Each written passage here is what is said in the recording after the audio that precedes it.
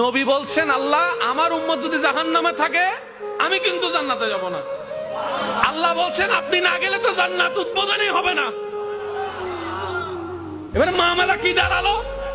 আল্লাহ পাক বলে যে আমি তাহকামুল হাকিমিন নিজেকে বলেছি, বিচার না করলেও তো জিনিসটা সুন্দর হয় না। ও নবী একটা কাজ করেন, ওয়ালা সাউফা ইউতিকা রাব্বুকা ফাতারদা, আমি কাউকে বলি নাই, আপনাকে না বলেছি। আমার সাল্লাল্লাহু আলাইহি রাহমাতাল লিল আলামিন কারো সম্পর্কে নাজিল করি নাই, আপনাকে দিয়েছি।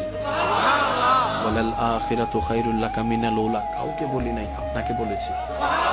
আর আমি আল্লাহ ভালো করে জানি আপনি হচ্ছেন উম্মতের দরদি নবী। আপনি নিজের জন্য কাঁদেন নাই, সন্তানের জন্য কাঁদেন নাই, পরিবারের জন্য কাঁদেন নাই, নাতির জন্য কাঁদেন নাই, যত কেঁদেছেন জীবনে সবকিছু উম্মতের জন্য। এমনকি হাসরের ময়দানে যখন সর্বপ্রথম আমাদের নবীকে আল্লাহর হুকুমে তোলা হবে, আমাদের নবী উঠেই জিব্রাইল আলাইহিস সালামকে প্রথম প্রশ্ন করবে, ও আমার ভাই জিব্রাইল, আমার উম্মত গুলা কোথায়? আইনা উম্মতি, আইনা উম্মতি, আমার উম্মত কোথায়, আমার উম্মত কোথায়, আমার উম্মত কোথায়?